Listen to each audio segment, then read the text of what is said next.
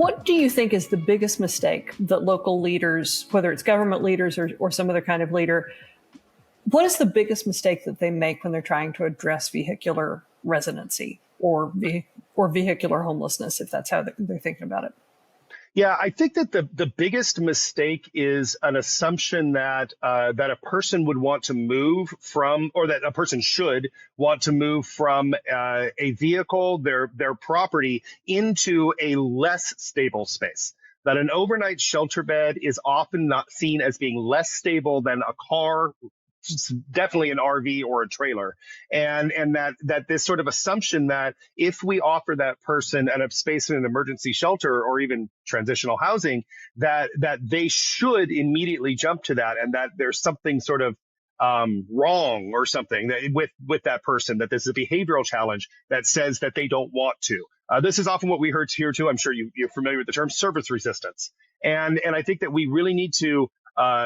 I think that what people are getting wrong is that we are approaching vehicles and vehicle residency from a deficit model approach, where we're looking at it purely as this is a bad thing that the person needs to be removed from as quickly as possible. Where I think that we could benefit a lot more from approaching this from an asset model approach, which is to try to understand how people are using their assets to solve their immediate challenges, right? And so if we take that sort of approach, and we can see that this is legal private property that has a considerable amount of value to this individual, for not just as shelter, but for storage and as monetarily, economically. It helps them to get to work and, can maintain their connection to continuums of care. And that if we approach it sort of as a problem that just needs to be solved and we just need to get rid of this vehicle, then we're really dismissing the value of that property and the property holder. Is there anything that communities that would like to better serve people living in vehicles should know about funding these efforts? Are there HUD funding streams that can be used for these? Are there other considerations? The HUD funding streams historically have been difficult for parking programs, typically because HUD has viewed safe parking programs as being a sanctioned encampment, and they're very, very loath to fund sanctioned encampment programs. That being said, there was a bill that was the name Schwartz Safe Parking Bill that last I saw, it was still trying to make its way through. I don't think it was actually voted in, but it would actually create a new funding stream for parking programs because of this caveat that HUD has had about sanctioned encampments. Now, there is, so that is one way, is through that federal funding. A lot of communities are finding more success with local funding, with using county dollars and city dollars to be able to do this. So they're able to wrap vehicle residency as a part of their local sort of street outreach model, right? So that instead of looking to get larger funding for this, maybe it's part of, this is a way for your local outreach workers to meet with people living in vehicles. And so by supporting a safe parking program in a faith-based community, which is a public-private partnership, right? And then can bring down those costs a lot, because the faith-based community essentially is giving up their parking lot land, right? And then you're working with a local service provider to then provide case management into that spot. So there's a lot of sort of creative ways that communities are funding this. Sometimes people are able to get philanthropic dollars to help to fund these programs. And then often, there's a lot of businesses, particularly with larger parking lots, may have those available and are looking for ways to utilize those when they're not being used at this moment. So there may be opportunities, again, for public-private partnerships. And one of the best ways that we found in Safe Parking LA has been a great example of how to do this, is by looking to the local city and the county about where available parking lots or spaces may be. For example, there is a large covered parking garage next to nearly every city hall across the country, and those could likely be opened up overnight for at least a safe parking program. There's also likely to be an on-street large parking lot next to the convention center or whatever large building there is that could then be good for a supportive parking program for RVs.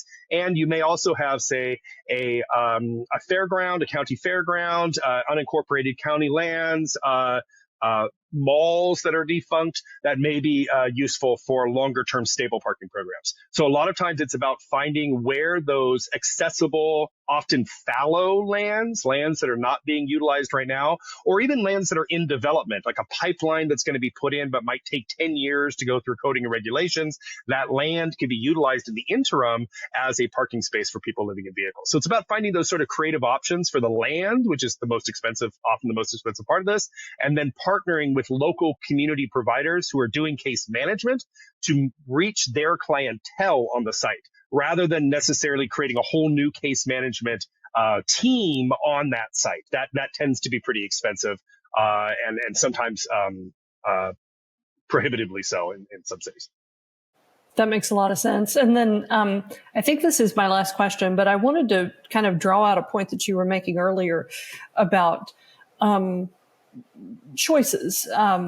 So I've heard the discussion of like, okay, if our city is doing safe parking, in a sense, that means we've given up on having enough shelter.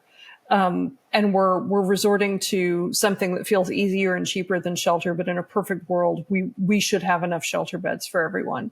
Is that the right way to look at parking programs? So I think parking programs are the right option for some people living in vehicles. Not all people living in vehicles want to be in parking programs. In fact, I would say probably the majority of people who are living in vehicles who are actually using it as affordable housing are not looking to be in a parking program.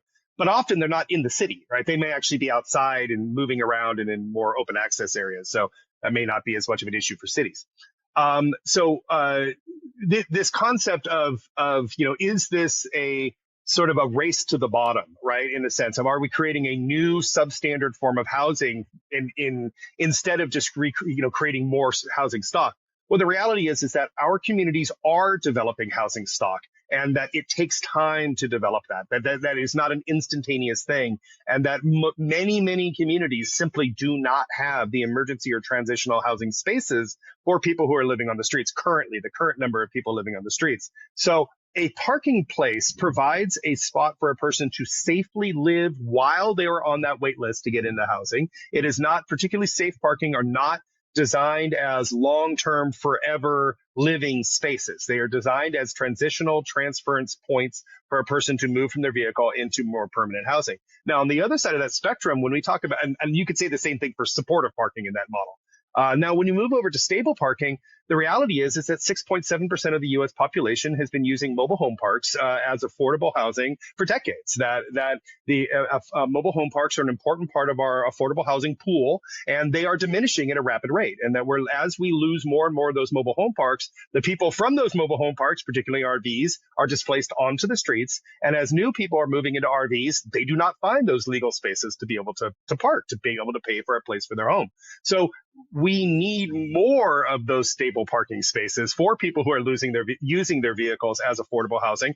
And I think we need more mobile home parks in that sense, right? We need more of the spaces that are for people who are relying upon this form of accommodation as their long-term shelter and long-term housing that meets their needs.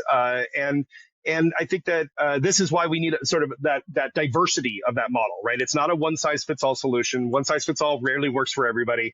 And that's why we need multiple entry points into our systems of housing and care for people living in vehicles. And if people would like to learn more about your work and about the work of the National Vehicle Residency Collective, what should they do?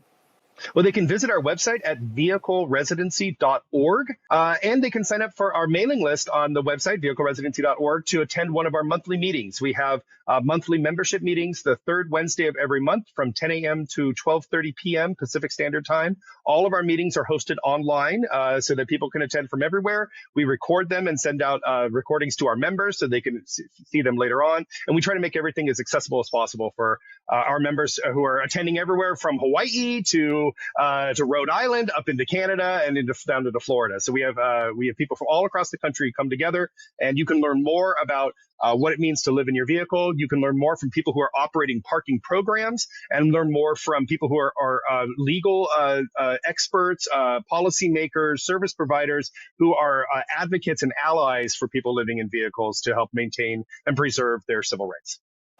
Dr. Graham Pruss, thank you so much for taking this time. I really appreciate it. Thank you for the opportunity to speak with you. It was a pleasure.